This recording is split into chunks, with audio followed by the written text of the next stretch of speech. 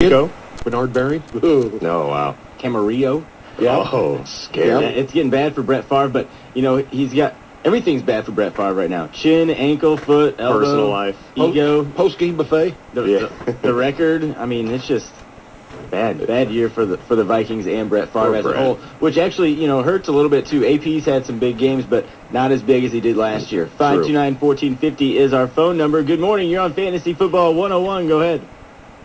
What's up, my fantasy brothers? What's up, LJ? What up? Hey. This is LJ. Hey, listen, I never got a chance to talk to y'all last week, but I did remember the point I was bringing. I didn't want to call twice in the same show because that's Bush League, in my opinion, so it's taken me 2 weeks to kind of bring up this point. Is when I brought up the point of roster limits, actually, there was one, it was either Nick or Eric, I think, that was actually, hey, you know what, LJ, I heard you talking about that, and I was actually in favor of it. Which one of you guys was it?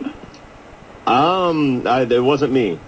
It wasn't me. It must have been Nick or someone else, because I don't believe in babysitting grown men. I think that we should all be able to make up our own minds, and if you want to load up 6 quarterbacks to screw over your next week's opponent, then do it. That's strategy, if you ask me. Well, exactly. Well, here's the whole point of the deal, and like I said, we used to actually do this, and here's why you have actually roster limits, and I think after you hear this, you'll agree with me, is we actually used to, just wait. We actually used to have roster limits to actually protect the weaker owners, because I tell you what, you guys said that some guy had 4 tight ends on his roster. That's the league that I want to play in, because if there's no roster limits, here's exactly what I'm going to do. I'm going to take your premium position, which is your running backs. I'm going to get as many of those running backs that I can first week, okay? Then I'm going to start doing 2-for-1 trades to get better receivers. Then all of a sudden I'm going to go back for running backs, and then I'll start working on my wide receivers. I'll start getting all those guys, start doing 2-for-1 trades to build up my roster, because running backs and wide receivers are your premium positions. If a guy has 4 tight ends on his roster just to screw you over for 1 week, I don't understand the philosophy of that, and that's the owners that we want to play against, are guys like that, because I'm going to go the premium positions. That's why you have roster limits, is actually to prevent the weaker owners from shooting themselves in the foot, and actually having the stronger owners just giving us somewhat of a high ceiling that you can't go above. That's exactly why you have it. Well, now we know LJ's not going after those tight ends. Again, not trying to babysit a bunch of grown men. I don't want to protect weaker owners. I want to take their money. That's kind of what the whole point is. I'm not trying to protect anybody. It's a competition, and we might all be friends in the league, but I'm trying to win. So I'm not trying to protect anyone. I'm not trying to make it fair or a level playing field. I'm trying to make it so the guy who puts in the most work and knows the most and uses the best strategy wins. That's what I'm putting in place. I'm not trying to help anyone or do any favors. I totally agree. But each year you're going to have 4 owners that drop out, and you're going to have to go looking for 4. Trust me. That's easy for me. Yeah. That's what I want to do. Trust me, I would love to be in a league with no limits, especially the fact that if it was the higher beans, if it was around 250, 500 beans, that's what I want. So that's the whole point I was making. Is actually it creates a more of a level playing field for because I mean the guys at the top, they know what they're doing anyway. Yep. It's actually kind of for the bottom. But anyways, hey, here's my point, guys. With a question, like I said, I can handle the tough ones or the easy ones. This is a tough one, and I think a case can be made on both sides.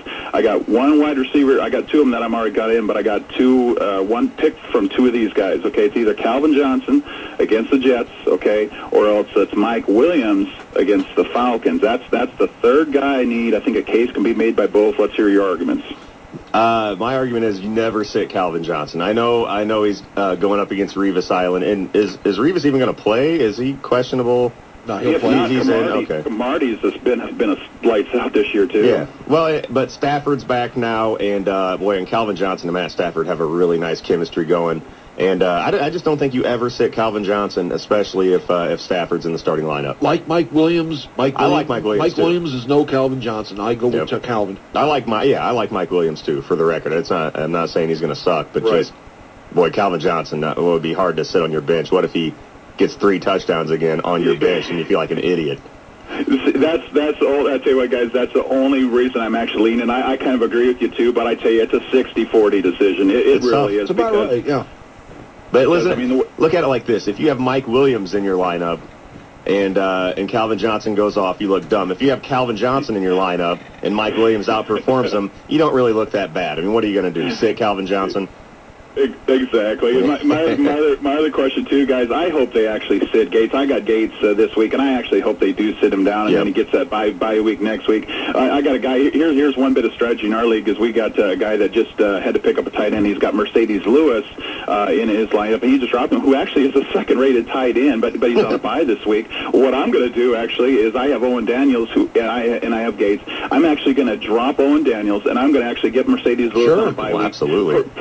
Now, here's what I'm doing, though, is I'm hoping Gates play. If he doesn't, I'll play the guy with 8 because he's a weak. I'm like a 30-point favorite on him. If I have to play with 8, that's fine, because then for the rest of the year, I got the second best tight end, and I got the first. He's thinking he can sneak him through waivers, because on a bye week, no one's going to pick him up, but he's going to have a little surprise for him Sunday morning when the waiver wire comes out. Strategy. That's See, how you LJ? do it. See? That's how you do it. Yep. Okay, guys, that's it. Great show. Thanks, you had the LJ segment. I wish you the best, and I'll talk to you guys next week.